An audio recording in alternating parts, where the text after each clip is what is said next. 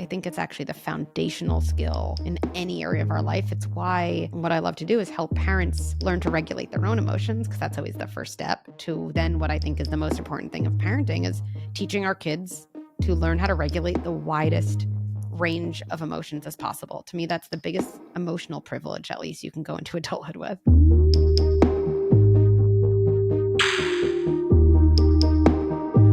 Well, I'm very excited to do this because I absolutely loved your book. Thank you so much. Thank you so much for having me. I'm really looking forward to this conversation. Well, obviously it's a parenting book, but I got to say something that affected me the most in it, and my wife and I noticed that we need it perhaps more than our kids. And it strikes me as a very Stoic concept also. You talk about this idea of emotional vaccination, which is essentially, if I can summarize it, it's the idea that you're going to have big feelings or strong emotions about something. You know this. So instead of letting that catch you by surprise, letting yourself be defenseless against it, you sort of think about it in advance, you anticipate it, you prepare yourself for how you're going to feel, and then when it happens, it's less. Seneca says, he who has anticipated the blow takes some of its pain away when it lands. And I've just been, I don't know, just hearing you talk about that in terms of parenting has been great, but I feel like it's just a life skill. Well, I appreciate you drawing that connection, because I do think that so many of the things I talk about, good inside, yes, the immediate application is for parenting, but our kids need what we need, what other adults need, what our colleagues need. We all tend to need the same things. The words might change a little bit on the surface, but the concepts are really universal, and that's amazing because, as you know, as a parent, you don't have a lot of free time. So if you're going to learn a system, it should be a system that applies many areas of your life for efficiency, right?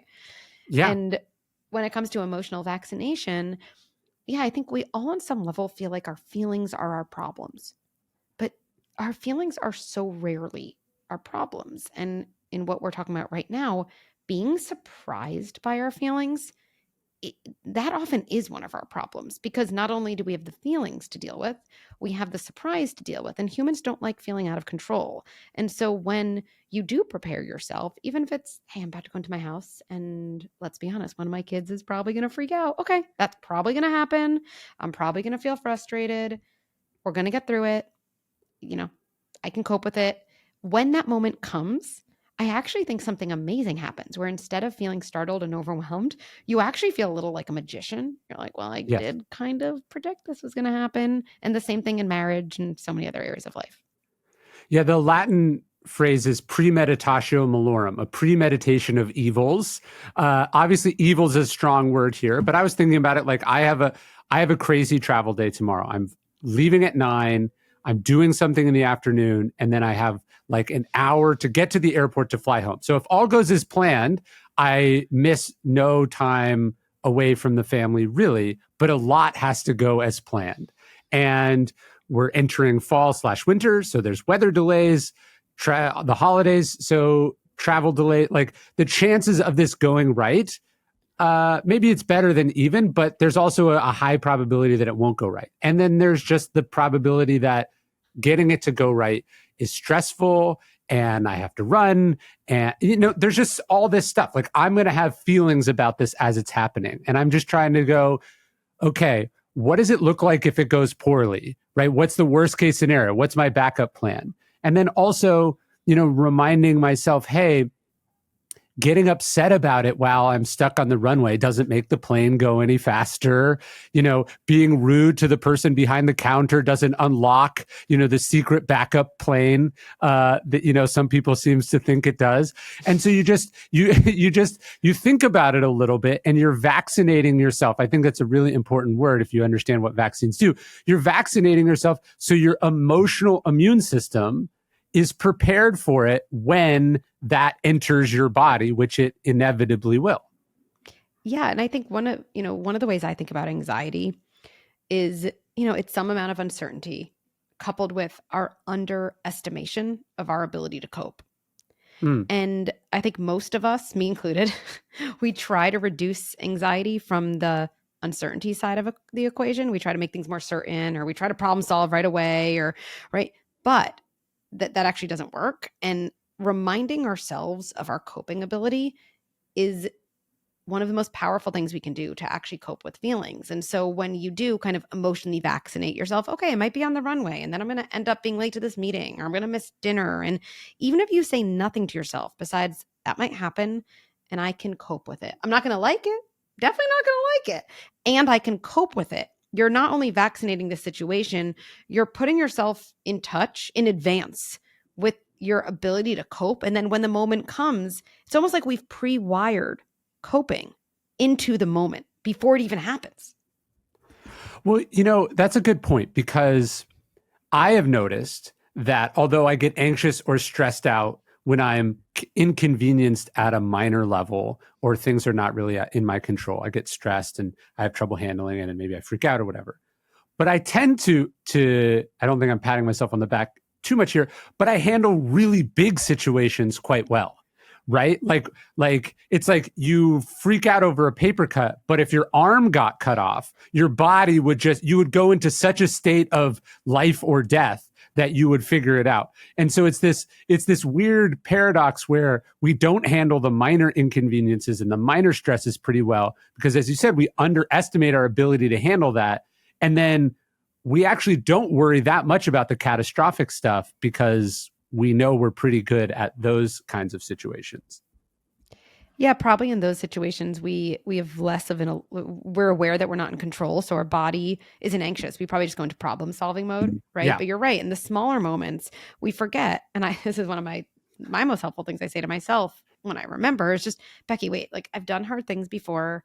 I can do this hard thing again. There will be a moment, I don't know when it is, where this thing will feel easier. And even if I don't know exactly what to do, I do feel like I just go from like a 9.5 to like a 7. And at least at a 7 out of 10, many more things are possible than at a 9.5.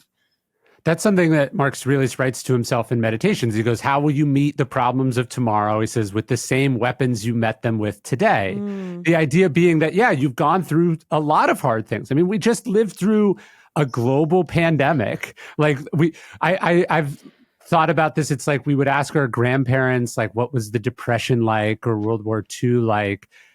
What was it like to live through history? Well, we just did that. And most of us did pretty good, right? And we were strong.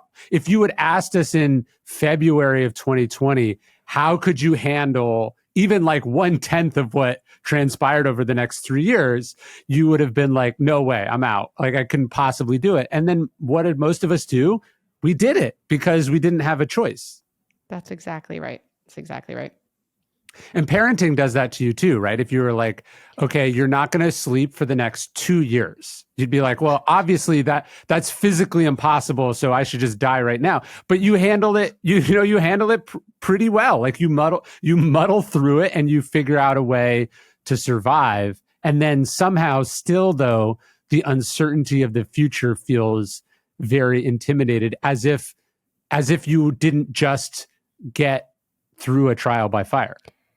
Yes. And I think that's one of the things I really like kind of equipping parents with early on, kind of what I was saying earlier, that I think we're fed this idea of kind of aging in our kids. Like we're gonna have to learn something new every year. And I think we're fed it starting, at least for me in pregnancy. Like what happens at this week and what happens at this week? And what do I need to know when my kid's 4 months versus 4.5 months and 5 months?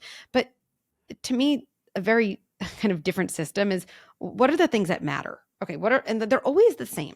They're actually always the same for kids. Kids need the same thing when they're infants as when they're teens. Now, the language looks different for sure. The situations are different. But when you can kind of learn that like system, okay, how do I feel connected to my kid? How do I set boundaries? Do I even know what really boundaries are? Okay, how do I validate someone's feelings even when I set a boundary? Okay, how do I repair? Like if you learn some basic, I call them like pillars, or like we call them like good inside essentials, then actually every year we're not saying, how am I going to get through this year? Because like, okay, what do I know? What do I already know? I probably already know so many things. And what needs a tweak or an application to my 6-year-old? But actually the things I've learned and what I know is already inside of me. That feels, way less anxiety producing to me. And that's what I want parents to be equipped with. Well, isn't that kind of the sort of meta skill, or the most important skill of them all is emotional regulation? Like to be able to regulate your emotions, whether it's a 3-year-old throwing a tantrum or a 13-year-old, screaming that they hate you, it's still fundamentally the same. Don't take the bait, empathize with what the person is going through, your child in this case. But the idea, the meta skill of just being able to deal with your emotions and to not be overwhelmed by somebody else's emotions is kind of the meta skill of them all. Yeah, I think that's the meta skill of life. I think it's actually the foundational skill in any area of our life. It's why what I love to do is help parents learn to regulate their own emotions, because that's always the first step to then Sure. what I think is the most important thing of parenting is teaching our kids to learn how to regulate the widest range of emotions as possible. To me, that's the biggest emotional privilege, at least, you can go into adulthood with. Yeah, I mean, going back thousands of years, Epictetus says the chief task in life is to separate things into two categories: things that are up to us and things that are not up to us. Obviously, this is also expressed in the Serenity Prayer, which remarkably isn't invented until like the middle of the 20th century. It seems like a timeless idea, but that exact wording is new. But the idea of like some stuff is up to you, some stuff is not. You don't control what happens. You control how you respond to what happens. It's both very rudimentary and simple, and then also extraordinarily complex and difficult to do in practice. Yeah, well, it comes back to our earliest wiring and how we were raised. And we were probably raised with people who were doing the best they could with the resources they had available, but probably also maybe weren't given the best models of emotion regulation by the people they were raised from, right? And then there's this intergenerational transmission of all of the feelings that feel impossible to manage. And I think right now, something so hopeful is there's just millions of parents everywhere who are saying, wait, like I want to be a cycle breaker in that way. I want to learn how to manage my emotions. That's the best way to show up, to my kids. Yeah, I think about that a lot. I go, what would it's actually been very healing for me as a person to think about how my parents would have treated me if I was doing something that my kid was doing. And I go, oh, this is why I have this problem, is because this 4-year-old is freaking out and they're getting hit upside the head, or they're getting berated, or they're getting made to feel like they're weird, or, any of the ways that we were responded to. You sometimes don't, because you were a kid when it was happening to you, you didn't understand that there was an appropriate or a healthy or a more regulated way to deal with it. And it's not till you get a second crack at it that you go, oh, I could actually teach this skill to them and to myself at the same time. Yes, that's right. There's so much bang for your buck. And, for everyone listening who's thinking, because I think about someone I saw in my private practice for a while who'd say, I don't remember. Like everyone, they have these memories like, oh, well, sorry, 1 second. I don't know why that is on. For everyone who's thinking, I don't remember. Like, I don't remember how my parents responded to my tantrums, or I don't know what happened when I was rude to my parents, or when I was sad that I didn't make the soccer team. But I go back to this couple I used to see in my private practice, and it was the husband who'd say, I don't remember. Like, how am I supposed to know? And I think our sense of memory is very, very limited. And that one version of memory, for sure, are things that we have an image of or a story of, and then we can put to words. Like, oh, I remember my parents did this. I have an image of it, and I can explain it. That's only one form of memory, and it's actually not even the most common. And what I said to this dad in my practice, and we had a nice jovial relationship, I said, oh, come on, you've described to me exactly how you respond when your son has a tantrum. Like I can say with almost 100% certainty, I know how you were responded to, because your body remembers. Your body remembers so many of the things that were never put into words for us. And then we respond with our reactivity, right? We respond, how long is my circuit for my kid's tantrum? Tells me a lot about how my parents, who again were probably doing the best they could, without a doubt, with the resources they had, responded to my tantrum. And when you start to look at memory as your body's reactions and triggers, then all of a sudden you can be curious about so many more things that we confront in parenthood. Yeah, I traumatizing is probably the wrong word, but that it has been a weird part of having young kids for me, is that I don't have a strong memory of my childhood, which is probably in and of itself a bit revealing, that I don't remember that much about it. It's kind of, I remember myself being like some version of me now. I remember a teenage me or a middle school me, but before that, I don't have a strong sense of like who I was or how I felt about things. And then as I've had kids, like now, now I have a 4-year-old, a 5-year-old, 6-year-old, 7-year-old, I go, a lot of that stuff came flooding back, right? Or to see my parents interact with a 4-year-old or a 7-year-old, you go, oh, this is the limitations of your toolkit being bumped up against. And so it's this wonderful experience because you're getting to experience having a kid, but it's also a sort of a reliving of your own childhood, which wasn't always the best. I think that's exactly it. I think when you have a partner and yourself, right, you kind of watch your partner's childhood come alive as they parent. You're like, oh, I'm learning so much about what went on in your home. And I think we do the same thing for ourselves. And I think there's a way, if we look at that critically, we feel very defensive and shut down, like, oh, did I have a messed up childhood? Or is it saying I'm a bad parent? No, like not at all.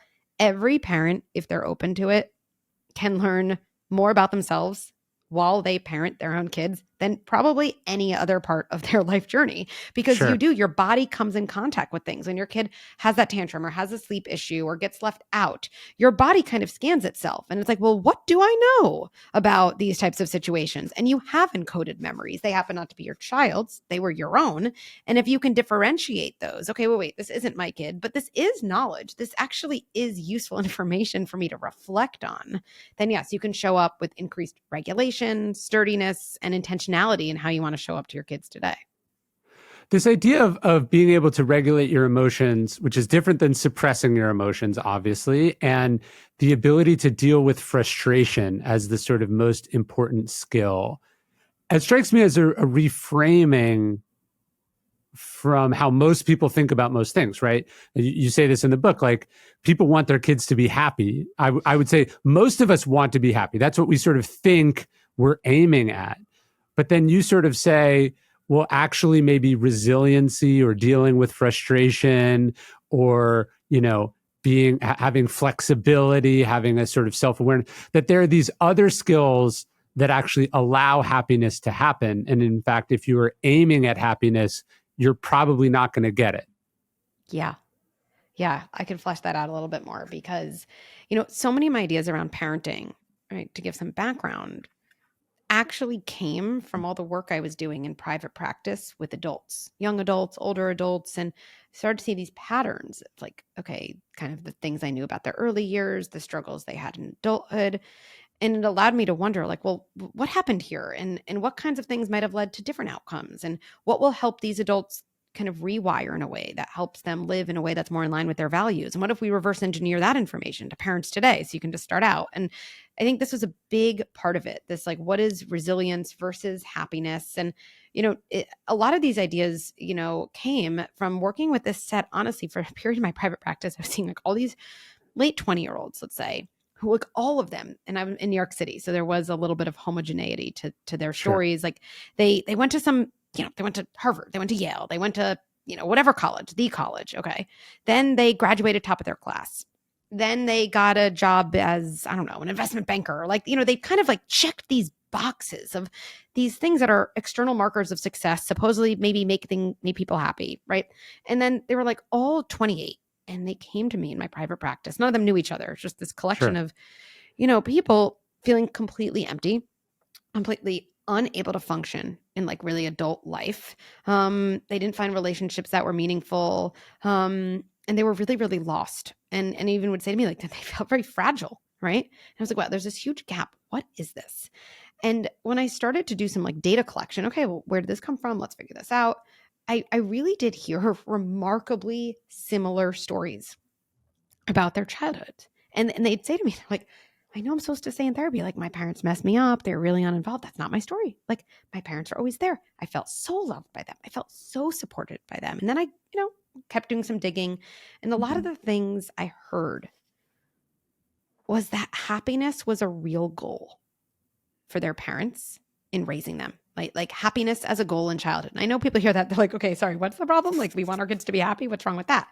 But if I give some examples, right? Like, okay, didn't make the soccer team in my town. Okay, like and I remember this this guy said, my dad worked a million hours a week. He came home early that day. He found another soccer team. He drove me 2 days later to the tryout. He was coming home from work early. He was driving me 45 minutes to be in a different soccer team, right? Or, I was crying that I didn't get the thing I wanted at the toy store. And yes, then my parents found it immediately online somewhere else. And it was at my house 2 days later, right? And like they always wanted me to be happy. And then I kind of had this aha moment of like, okay, wait.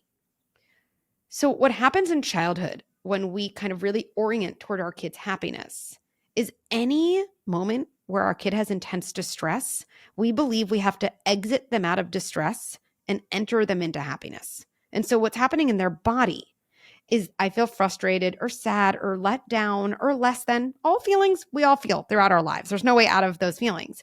And what their body is learning is when I have that feeling turn on, I then have next to that the expectation of that feeling turning off and happiness turning on. And if I fast forward to adulthood, I just think that's a really hard expectation. Like I think most of us know in adulthood, when you get fired from a job, which can happen to anyone, like usually the next day, you don't turn that feeling off and, turn the happiness of a new job on, right? Or when you, I don't know, anything, even small, like I'm in traffic. Well, guess what?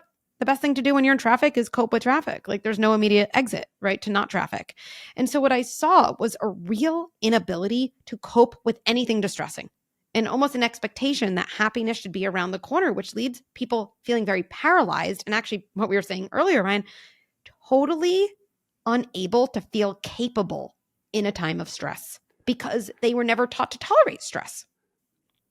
Well, it's like if your definition of happiness is everything going the way that you want it to go, you will be happy if you are lucky enough to live in a world where more often than not, everything goes the way that you want it to go. And sometimes you're lucky enough to be that person, or you're lucky enough to be that person for a long time, but everything regresses towards the mean, and so a better definition of happiness, I think, is the ability to adjust and adapt and accommodate, the fact that the vast majority of things are outside of your control. So that word acceptance, which is not a popular word these days, or has an almost immediate, negative connotation for people, is probably one of the more important characteristics of a happy person. But we train people to fight against that idea. Yeah. And I think as parents, it can be very relieving to say, like, I don't need to be the architect of my kids' happiness, when they're young. In fact, I often think with my own kids, like, of course, I'm always going to be in their lives and want to be very involved. But at the same time, I think to some degree, I'm working myself out of a job. Like, I will be very proud if my kid calls me from college and says, this not so great thing happened. It really stunk. And like, okay, here's what I did. And here's where I am now. Like, wow, look at that. Right. And so if we want our kids to feel capable when they're frustrated and learn that, sometimes things in life don't go well, we have to help them build that circuitry, which is basically the complete opposite of having an immediate exit into ease or contentment. Yes. Yeah. The ability to figure stuff out is another meta skill, right? So you get fired, somebody says something mean to you, your teacher doesn't like you, you don't make the soccer team. These are all things that are going to happen, and the ability to figure out what to do about them, that's actually the more sustainable path to happiness, not, well, let's go undo that, or let's go find a different way. Let's go, not undo it, but as you said, like, well, I'll get you on a different soccer team or whatever. That is a way of just deferring or avoiding the feeling of, I didn't get the thing that I wanted. Yeah. And just to be clear, is there a role at some point to say, hey, you didn't make the soccer team? There's a soccer, team a couple of towns away. Yeah, I'm not trying to say, I don't want anyone listening to be like, oh no, I messed up my kid forever. That's not what I'm saying. But our kids can't learn to tolerate feelings that we don't tolerate in them. Yes. Hard stop. They are learning that in their childhood. Like, what is tolerable? And it's interesting. I think so much of confidence actually isn't even learning to figure things out. It's learning that it's okay to be you when you haven't yet figured things out. Like I think like Sure. confidence isn't feeling like the best at things. It's learning it's okay to be you when you're not the best at something. And so that moment that you're, let's say kids like, I didn't make soccer. Like you can make it really concrete. You could be like, okay, I know there's another soccer team. I'm just going to wait 48 hours. 48 hours. Okay, I can do anything for 48 hours. Okay. So for the next 48 hours, instead of being like, look at this. And by the way, we're going to get you this private tutor. And by the way, let's go practice. And right. Okay. No, I can just say very simple things to my kid. Like, you really wanted to make that team. Oh, you thought you were going to make that team and you didn't. You didn't want that to happen. That's one of my favorite lines. You didn't want that to happen. Oh, I can see you're really upset. Oh, your two best friends made it and you didn't. Yeah, I get that going to school tomorrow is not going to feel so great. And what I'm doing is I'm basically saying to my kid, I still like you when this happens to you because I'm willing to talk to you and engage with you. I don't need to exit you from this road. And so let's like allow ourselves to feel this way for a little bit. That's actually building resilience. And then sure, if I have the random rule, 36 hours, 48 hours later, I might say, hey, you know what I'm thinking about? There's this other team. Is that something you want to, we can make that happen. But it's not the number one first strategy. Well, there's this profound misconception, I think, of Stoicism, that Stoicism is the suppression of emotions or the elimination of it. But actually, it's like, hey, I am angry about this, but I am not going to do something out of anger, right? Or I am feeling this, but I don't have to act on that feeling. I can think about it, talk about it, channel it. I can just wait. You know, the Stoics talk about taking the emotions and kind of putting them up to the test, thinking about them, questioning them. So, you know, why do you feel so bad not making the soccer team, or somebody saying something mean to you, or, you know, being dumped? You feel bad because your first view is that it says something about you as a person, or it says something about your future, which is now you're going to die alone. Now you'll end up as a loser, you know, any of this stuff. But so much of that's not true. So if your instinct as a parent or as a person is just to magically make the situation go away, what you're not developing is the ability to question your own emotions, or sideline the emotions, in the sense that I'm feeling really pissed off, but I don't have to throw a punch or write a mean email that dumps those feelings on to someone else. Yeah, it reminds me of this image I think a lot about, and I'm very influenced by internal family systems, and it's a big IFS idea that our feelings or any thought is a part of us and not all of us. And kind of what you were saying about feeling anger versus doing something out of anger. Our feelings don't give us problems as long as they're passengers in our car. Our feelings give us problems when they take over the driver's seat. Same with any thought or urge. And if you think about that visual, what a lot of us do, me too, is we look at in a passenger in the back seat, maybe it's like anger, and we're like, we just try to throw it out of the car. We do. We're just like, get out of here. I don't like having you here, which only adds more energy to it. And then it feels like the only way it can get our attention is by taking over the driver's seat. It's like, you know, and if you think about it as our kid, while our kids are young, we make it a habit of taking all of their passengers, the feelings that are hard, frustration, sadness, and throwing it out of their car. Well, we're actually only setting them up when they're older for those passengers to take over the driver's seat, because we can't forever make sure that our kid never feels those feelings. Or to go to your metaphor of vaccination, you're basically sending them out with a suppressed or weakened immune system that doesn't have the ability to deal with anger, frustration, sadness, depression, jealousy, inadequate, you know, all those emotions. You've never really felt them before. And so when you feel them in a professional context, or God forbid you feel them, I don't know, a reporter writes a negative article about you, like now you're dealing it with at some stage where other people are looking, or, you know, it really does matter. You're just going to be totally ill-equipped to handle that. That's right. Right. And I always said, like in my private practice, when adults came to me for therapy, I never met an adult who said, Becky, I have to tell you right away, my parents did an amazing job. They just got the frustration and the sadness and the jealousy out of me. They just got it out. You know, that's never happened. But what I think every adult almost says, even though they don't say it with their words, but with their, you know, experiences and stories, is I really don't feel any more prepared to deal with jealousy and frustration and sadness in my adulthood than I did when I was a toddler. But like you said, Ryan, the stakes are higher. They're a lot higher.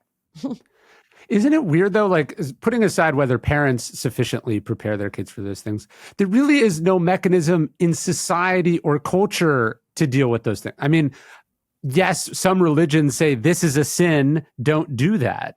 But even beyond that, I think this is what philosophy was designed to do in the ancient world. And maybe you could say psychology and therapy is one of the only tools that we have for doing. But it's not like we have a process or a culture that teaches people how to do that, or that those are skills. We sort of just expect you're going to figure it out. And if you're a kid who didn't play sports, or didn't have like a really strong mentor in your life, I mean, you're just going out in the world dealing with these things for the first time, when a lot is riding on it.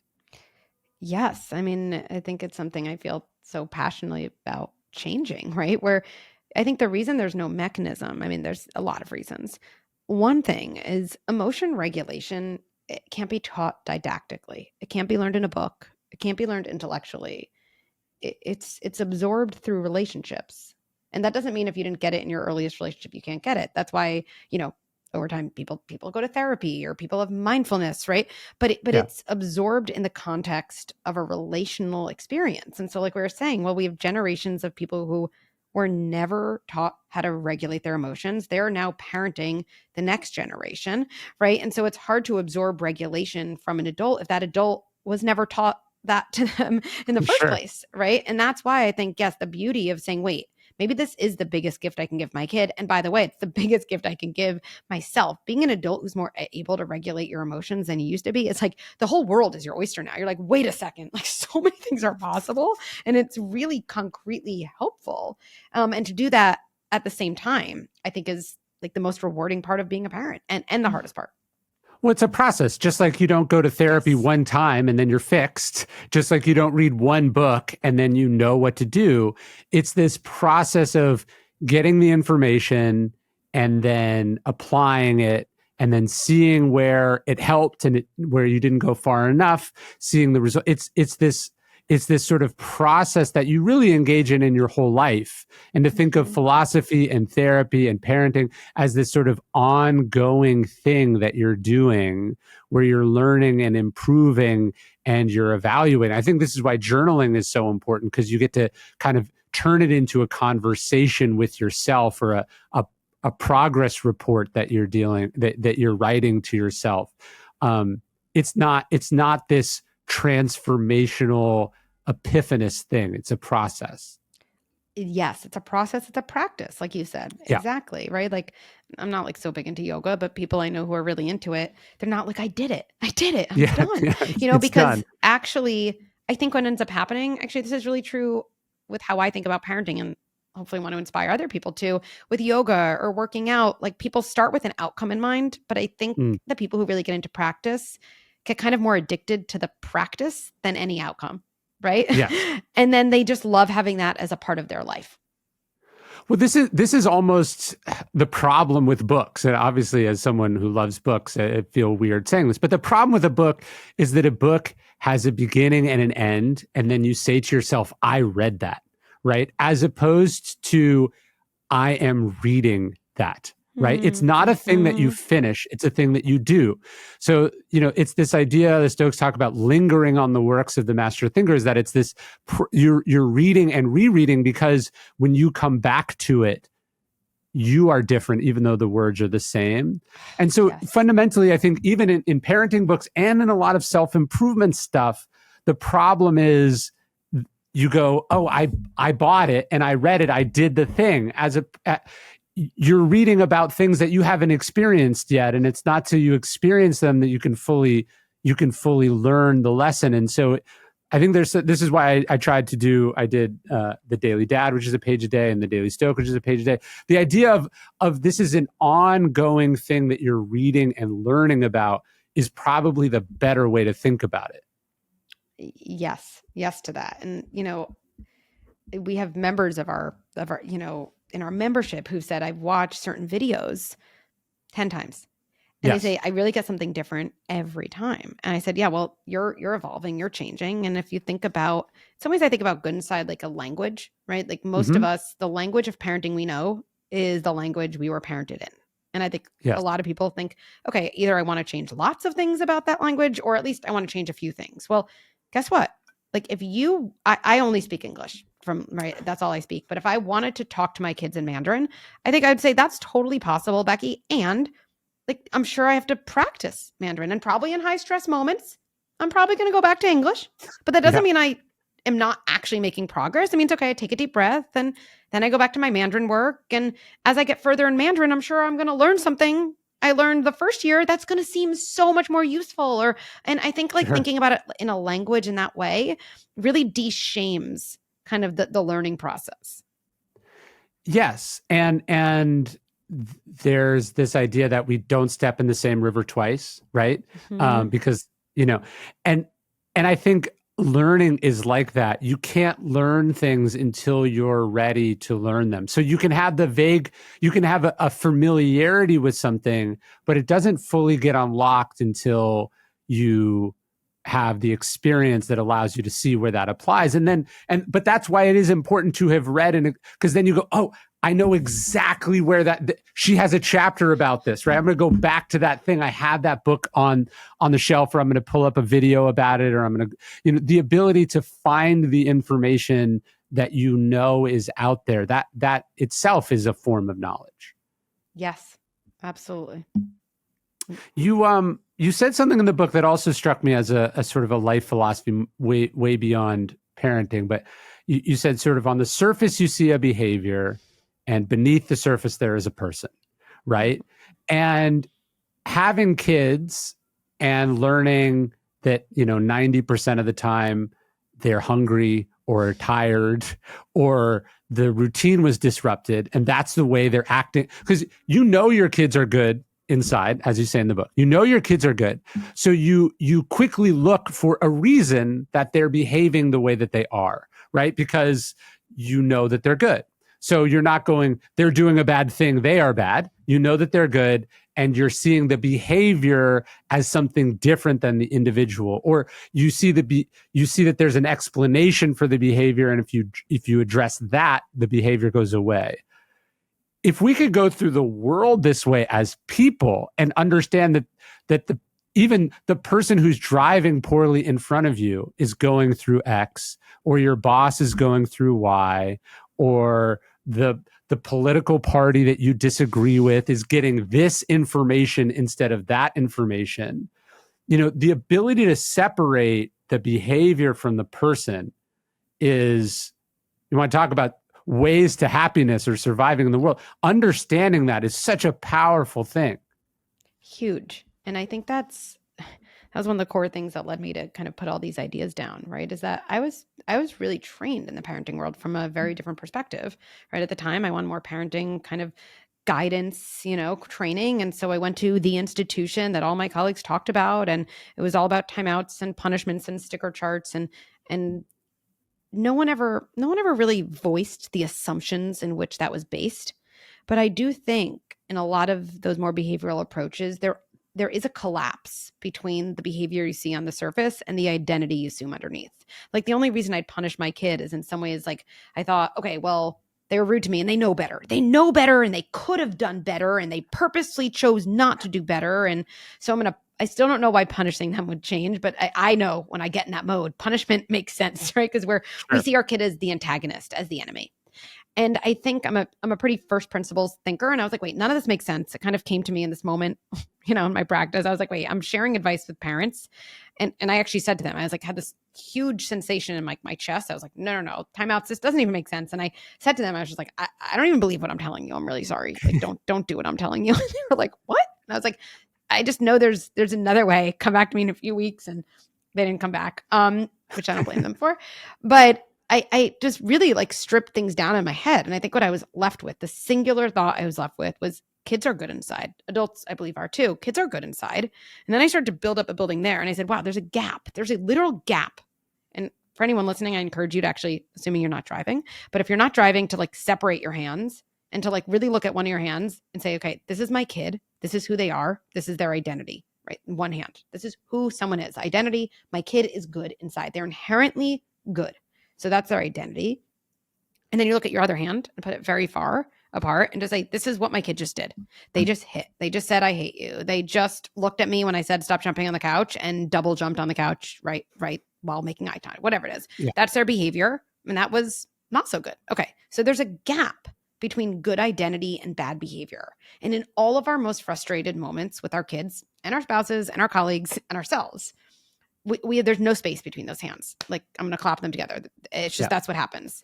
And when you're able to separate your hands and say, wait, and to me, this is a key phrase, I have a good kid who's having a hard time, then we start to see their behavior as a sign of their struggle and as a sign of their needs and as a sign of the skills they need to build, instead of as a sign of who they are. And that framework shift leads to 180-degree different interventions.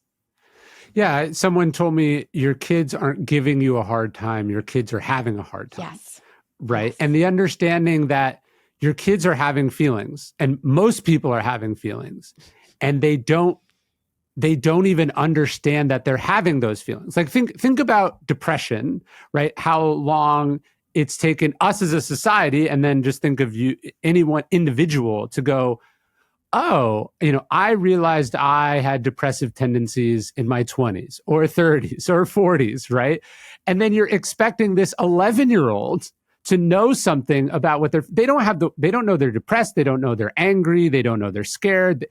When did you learn about the concept of stress? Like stress as a thing that is making you feel and act a certain way, being caused by the outside. Like, that's a concept that you learned much later in development than your child currently is at this moment, or than this person who's bothering you is in their own development. And so they can't even articulate to you what they're going through, because all they know is that they don't feel good, or maybe they don't even know. They just think this is what life is, which would be weird and disorienting. Yeah. Another visual gap I find very helpful over and over is like putting one of my hands high and just saying kids are born with all the feelings and the other hand is low and none of the skills. Like, that's actually just a truth. I think is so they're born with all the feelings. They have every feeling I have, and they have zero skills. Like, that is, if you think about that, like, what a terrifying existence, right? Because unlike physical ailments, not all of which, but a lot of which for kids have visible markers. Like when they skin their knee, they see a bruise or they see blood and they're like, oh, that's the thing that's happening to me. Not feelings. I mean, all of us know when you feel intense feelings, it takes over your body. Like, it is so intense and there's no visible markers. So kids are just overcome with this thing that they don't understand, that they don't have visible markers for. They have no skills. And so really, yes, their behaviors can be explained in that way. And I think there's something I want to get ahead of, because I'm such a pragmatist myself. And I hear the parent who's like, oh, so then it's okay. So it's just okay that my kid's hitting? Like, it's not okay. To me, it's like if I had a glass on the side of the table and it fell because I knocked it over by accident, it shattered, and I didn't punish myself. I don't know if someone would be like, oh, Becky, so it's just okay that you dropped your glass. I'm like, I don't know if it's okay, but like, it is. It happened. You're not going to put a glass there anymore. You're going to learn a lesson and not put a glass there anymore. I can take a deep breath and say, wait, Becky, I'm a good person who is having a hard time. I totally didn't mean, if I'm blaming myself, I can do no reflection. I'm such an idiot. Who drops a glass? All that's going to happen is I'm going to put it in the same place next time because I'm frozen with shame. But if I'm able to say, Becky, I'm a good person who had a bad accident. Okay, wait. And then I can be curious, which doesn't mean people mistake curiosity for approval. They're completely different things, but we mistake them with our kids. If I can be curious about my kids hitting, that doesn't mean I approve of it. It means I can say, I wonder why my kid keeps hitting her brother. Why does she keep doing? Oh, well, she is adjusting to having a sibling. There might be some insecurity. She hasn't learned how to feel angry without turning anger into behavior. Okay, now that I'm curious, maybe I'd say, you know what? I'm going to work with her. I'm going to actually practice with her when he's sleeping. Hey, what would happen if I had your favorite toy? How could you tell me you want it with, stay a little further apart because I'm not going to let you hit, sweetie.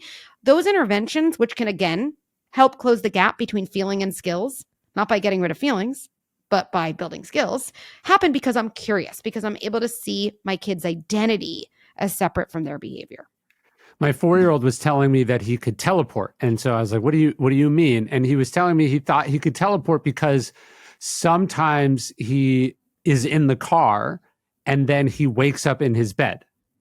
And I realized that he didn't understand that he was falling asleep in his car seat, and then we were picking him up and putting him in his bed. So this is the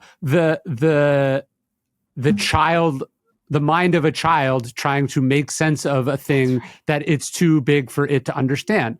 And so this is what they're doing all the time. They're feeling things and trying to come up with explanations or strategies for dealing with them. I mean, they're not that bright. Like, you said they don't have the skills. I mean, they have the mind of a 4-year-old, but they are dealing with adult problems, right? They're dealing with the same problems and frustrations that we're dealing with adults without any of the information or the toolkit or the skills. And so you can be sympathetic without making an excuse, right? Or without approving it, as you said. And we can do the same for other people, understanding that they have different information, they have different experiences, they are under different stresses than us. It doesn't mean that you go, oh yeah, it's okay to do X, Y, and Z. This is why we have a justice system. This is why we have laws. This is why, you can understand. I just went through this with someone. It was very clear to me that they had a lot of emotional issues that made it not a good fit for them to work at my company, right? This doesn't mean they're a bad person. It doesn't mean that they're somehow fundamentally broken. They're just not a fit here. So I can understand and empathize and appreciate and still not approve of it in the sense that I just allow them to continue to get paid for something that they're not capable of doing. So you can very easily make that distinction, but it requires some empathy and the ability to put yourself in the rudimentary world of that other person and see why they do what they do. And I think it also depends on something I read a lot about in the book, this kind of 2 things are true mindset, which again is definitely a life idea, not just a parenting idea. It just comes up it comes up over and over in parenting. So over and over, I think we do have to hold our decisions as parents, decisions we make because we think they're good or they keep our kids safe. That's one thing that is true. And at the same time, hold as true our kids' feelings that are a reaction to those decisions. And we have a hard time doing that. We have a hard time doing that often, which leads to a lot of power struggles with our kids or a lot of resentment. So let's say I'm ending screen time. Okay. And I told my kid they could watch a show. I do the whole thing. I emotionally vaccinate. Hey, you might want to watch another one when we're done. When we're done, you could tell me the one you want to watch tomorrow. I'm like, oh, I crushed that parenting moment. Still though, my kid has a meltdown. Right. In a 2 things are true perspective, like you can even say it out loud just to remember, like, hey, sweetie, 2 things are true. Screen time is over and you're allowed to be upset. Right. Yes. My decisions, the ones that even I feel good about, don't mean my kid can't have feelings. My kid's feelings also don't mean I have to change my decision. We can just actually hold both of them as true. And I think that is, again, one of the principles that whether your kid is a toddler or a teen, over and over and over, the more you work that 2 things are true muscle. I'm in charge of boundaries. My kid's in charge of the feelings that they have. One is not more right than the other. They're just both equally true. That is so fundamental to staying connected to our kid and honestly making good decisions as a parent. Yeah. And I think in past generations, they said something like this, probably not from the same place, but they would go, you don't have to like it. Your kids don't have to like the decisions that you're making. And when you're making decisions that are less fun than they want to do or less accommodating to what they want to do, of course they're not going to like it. And you can accept that it was the right thing and upset that they're not going to like it. I mean, if I'm on a diet, I don't like the things that you know what I mean? Like I like other things better, but I know to get the outcome, you sometimes have to do things that you don't like. And I think this relates to emotion regulation, right? Because sometimes we don't realize as a parent, a lot of times, we are using our kids' reaction as a barometer to either feel like a good parent or feel like we're making a good decision. And we want them to feel calm because it's the quickest and almost cheapest way that we can say to ourselves, I made a good decision here. The other day I was talking to a friend who had to cancel her son's birthday party on the day of the party because he woke up with a fever, right? No, that stinks for everyone. He's like, what do I say? What do I say? And I just, we talked and I reminded her, first of all, like your job. And I talk about family jobs a lot in my platform too, because I think it's a way we all want to feel good at our job, but most of us can't define our job. So I don't think in any company, you can't be good at your job if you don't know what your job is. And parents, it's like, we have to know what our job is. So part of our job is making key decisions that we believe are good for the family and for our kids, right? I think the other part of our job is society, right? Our kids' job is actually to feel their feelings. Because related to what we were saying, Ryan, if they don't feel their feelings when they're young, there's no hope of having coping skills for those feelings when they're older. And so what we talked about, she ended up saying essentially, and using that language, my job is actually really helpful in key decisions. And she said to him, look, one of my main jobs as your parent is to make decisions in moments where I actually know you're not going to be happy. And yet I think that's best for you and, for the people around us. And part of your job is that you have reactions. So actually, even though this is completely unpleasant, we're canceling your party.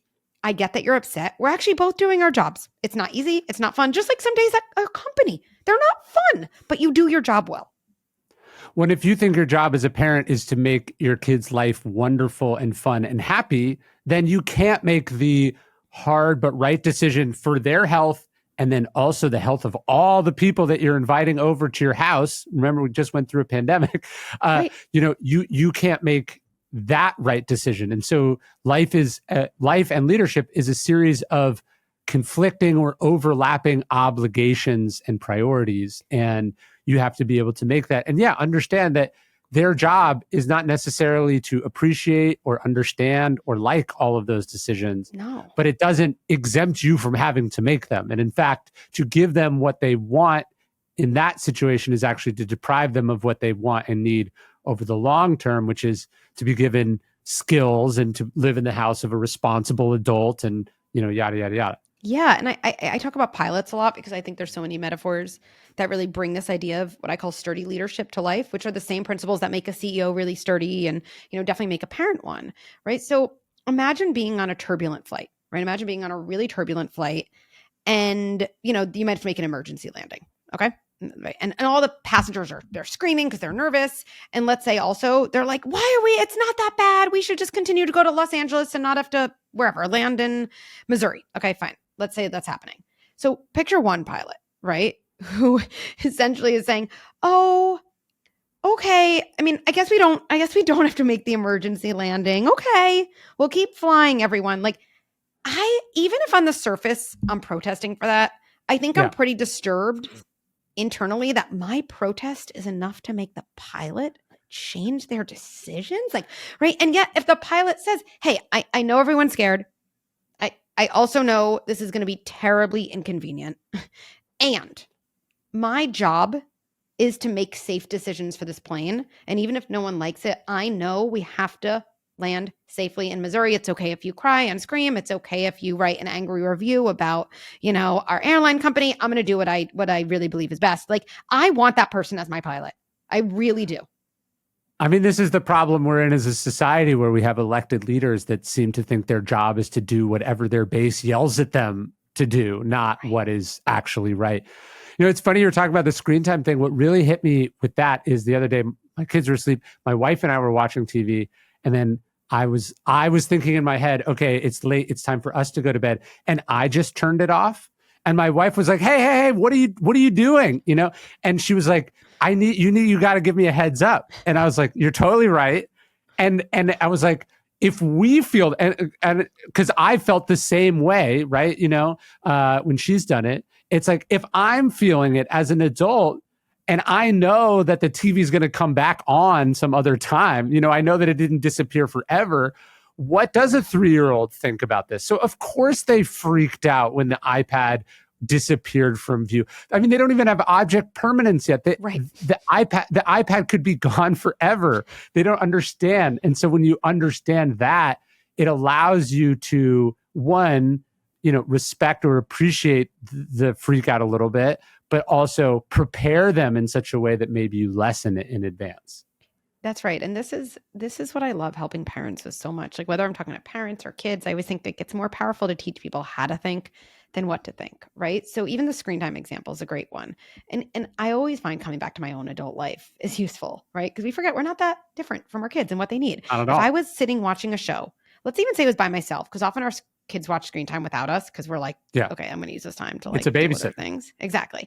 So my kid's watching something, and me too. I'm not at my best in that. I'm always like, because I end up feeling guilty. In one moment, I feel like my kid has too much screen time, and then I react with such intensity. I'm like, screen time is over now, because I'm just trying to manage my own guilt through my, sudden decision making. And I take the iPad away. Right. Well, if I think about how to think about this, okay, so I'm watching something, I'm immersed in the show, right? I'm really involved. And all of a sudden, the world I'm immersed in is yanked from me. Forget just the screen. That's like a pretty upsetting experience. And when I've thought through this with my own kids, I'm like, first of all, I should probably like tell them this is coming and not just manage it based on my own guilt. But I've actually started with screen time based on this idea of like, wait, they're just immersed in a world. I was like, what would happen if I forced myself 30 seconds before I end my kids' screen time, just sit next to them, put my hand on their back and like kind of join whatever screen time world they're in. So I can almost form a bridge that once I take away that world, then at least they're connected to me to kind of, this is what we say, rejoin the real world, which is like a crash.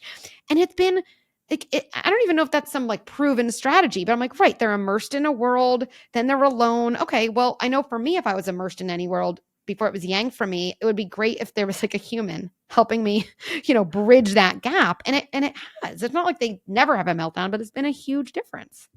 Well, also, if you can't read or write and you're 2/3 of the way through a video that you randomly found, when your parents take that video away, it does disappear forever because you have no way to get back to that. And so one of the things we found is we go, hey, look, I'm gonna pause where you are. I'm gonna take a picture of it. They've never once asked to go back to it, but the fear that it is gone forever in that moment, which is clearly motivating a good chunk of the reaction, that has gone away. Yes. It's the same like when you're in stores, right? Like they have no idea how you got there. They have no idea that you might come back to Target on another time and date. And so they see this thing that they like and want, and they have it's not like they can write it down in their journal or write it down in the notes app of their phone, right? So they're just worried that it's going to be gone forever and you're going to forget, and you can just empathize with that and adjust for it. I think that also relates to what we were saying with feelings and how there's no visible marker. To some degree, I think kids are always asking parents without asking it concretely, like, am I real? The things I feel, the things I want, the things I'm curious about, are they real? And when you say to a kid, that toy looks fun, I'm going to take a picture of it so we can remember it for your next birthday. Meanwhile, the next birthday is like 11 and a half months away, But still, it's not just an easy way to get out of a tantrum. What you're really saying is the things you want are real, and I'm going to show you they're real by taking a picture and exactly. And I care about them. And the reason often kids don't ask about them again isn't because they just forget. It's because all they really wanted in that moment is to feel real. And when you give them the thing they really are looking for, guess what? Their needs are satisfied. So the most powerful thing in the book to me, as we wrap up, is, maybe you're doing the opposite of these things, or you've screwed up. You haven't been the way you wanted. You say to yourself, it's too late, right? And you have a great passage in the book where you basically go, it's never too late. And what struck me about it is the reason I know it's never too late is like, there are still things that I would like my parents to fix or to talk about that would make a huge difference to me if they could just bring up in one fucking conversation. Like if they could just address it one time, it would be this huge weight for me. It was huge healing process. And those things were 30 plus years ago. So the idea that you can't fix something that happened 3 days ago with your kid, or 30 days ago, or 3 years ago with your kid, you have really good proof that it's not too late, because it's not too late for you and your own childhood issues. That's right. And that's, which was amazing. I did a TED Talk this year and did it on the topic of repair, and ended with a kind of experiential moment in the audience, and it's online too, of going through kind of imagining your parents calling you or opening up a letter, and exactly what you're saying, Ryan, having a repair. Right. And it actually, makes me think what we were just talking about, Ryan. Like if our parents said, which I think we all want, if one of them called us, or again, if they're both deceased and you happen to read a letter that said, hey, even just something general, like there were so many different moments in your childhood that probably felt bad to you, and they weren't your fault. And I want you to know that. And if you ever want to talk to me about those moments, I'll listen. Right. I think it goes back to realness. The reason we still want that repair is it's like the things I felt and noticed, please just tell me that they were real. Because if it's like a shared experience of that reality, it feels so much less painful than if I'm the only one continuing to hold that. And whether I'm 10, or 40 or 60, the things that we have stored in aloneness, they are so painful. We just want the aloneness removed. We know they can't be fixed, but we can always remove the aloneness. And if you think, I say this in my TED Talk, no matter how old any of us are, what's always mathematically true is our kids are younger than we were. Okay, that is definitely Yeah, true for everyone. Okay, sure. I can say it with certainty. And so if it would still make a difference in our life for our parents to have some version of that recognition and repair with us, it is, to me, the only proof we need that is never too late with our kids. And so whether you're right, it was 3 days ago, 3 years ago, a pattern of things for the last 20 years, to go to your kid and, in my in the book and definitely in the TED Talk, there's the scripts. Like, I think like having words like, oh, here's how I could start that conversation. Here's how I can open that door. It is never, ever too late. And I do think our body is always seeking connection for the moments that were stored with a lack of connection. I really am. I don't know if I'm like an optimist. I believe that. I think that's always true. When repair is such a powerful word, I think, because in and of itself, it implies something was broken or not done right. You know what I mean? Like repair, reconciliation, or whatever. It doesn't necessarily imply a break or an error. And repair implies I didn't do something right or I didn't do enough. And I'm acknowledging that, which in and of itself is meaningful, and it allows someone to feel seen. Yeah. And I think also what's really important is, to me, fault is like, it doesn't even matter whose fault it was. To me, the thing that was kind of broken, if you think about broken, it's a lack of connection. That's really what broken is. That's the visual. And a lack of connection can happen for so many reasons. Often it happens from two people who had good intentions where just something was off, where a moment was missed. That's fine. And so just to acknowledge that something was held kind of in that brokenness, to me, means that aloneness. It's aloneness. When you're repairing something, it was a moment that was stored in your kid's body in aloneness. They were never talked to about it, right? That's what I always like want so many parents to know. Events aren't what like quote traumatize kids ever. Events don't bring trauma. Events that are stored in aloneness are what stay with kids in a state of trauma, because the trauma is the aloneness in an overwhelming, distressing event, not the event itself. And I think so many times parents feel so guilty about the event that they don't talk to the kid about the event, but the event wasn't the thing. It's actually the thing that stops us from connecting with our kid. That is the thing our kids want to avoid. Well, and the source of so much, I think, ongoing tension or conflict inside families is a disagreement over what happened. Yes. But I've come to understand, it's been a struggle for me, but it's like people aren't wrong about their feelings. Like they feel that. So even if their understanding, their interpretation, what they made up about intentions or what happened, even if all of that is wrong, it doesn't change the fact that they feel hurt like they feel what they feel. And so in that sense, it's real, and so you have to repair that, not what you think. And so this I think very boomer tendency of like, that didn't happen, what are you talking about, it doesn't make it go away, because even if you are right and they have an imagined memory, or they were fed incorrect information, you're not going to be able to argue them out of their feelings. They still feel it. You have to deal with the feelings as they exist. Either the feeling becomes understood by someone or it's alone. That those are the only two options. And I think this, again, there's so many full circles, and this is what I hope feels obvious to people listening. It's like, wait, it's the same stuff over and over, which is good, because again, we don't have to learn a million systems, right? Yeah. When we won't repair for something because we think we're right? It's two things that have collapsed. It's a one thing is true mentality instead of a two things are true mentality. Right? It's like, okay, well, I can actually think that whole experience went down very differently. And if I say to myself, Becky, I really believe that's true for me. Okay. And and the two things that are true. The second is, my daughter feels very hurt. Okay, can I remind myself I have my story and that feels true to me? And can I open myself up to the possibility that felt very different for her? Right. And I think the other thing that's collapsed again is behavior and identity, where often the reason we don't repair with other people is because we fear that if we listen and understand the thing that feels true for them, it means I'm a bad person. Right? Versus, wait, I'm a good person who never intended to hurt my son. I'm a good person who believed I was doing the best I could do. And my son has a bunch of moments he would like me to listen to and understand, not prove against, just better understand. And that again does not mean I was a bad mom, right? The more I can validate my own good identity to myself, the more open I am to hearing about a whole range of behaviors that felt bad to other people.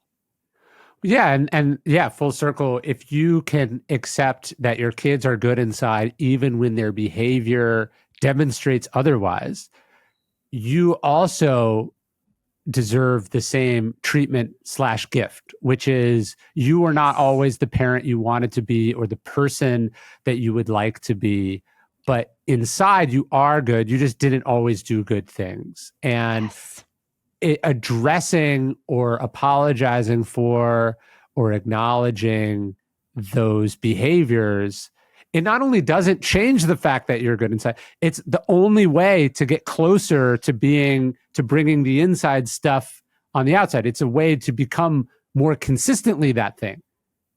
That's right. And I always think, especially for anyone listening who has older kids, it's true for younger kids too, but when older kids, and Ryan, even kids like our age, right? We're older kids, right? Kind of have things that we're like, we'd love acknowledged or at least listened to and considered by our parents. To me, what we're saying to an adult is, I'd like to form another way of connecting with you. I'd like to like open a door and like actually bond with you around that. I'd like to be connected. I'd like that not to exist outside of our relationship. It's actually an invitation to get to know someone better.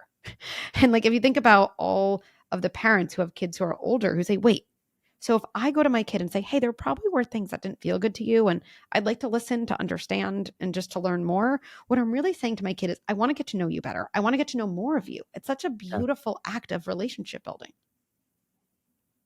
It's lovely, and I loved the book so much. You can see I took quite a few notes. Those are all the pages filled. So I loved the book, and thank you so much for writing it. And it's really wonderful to talk.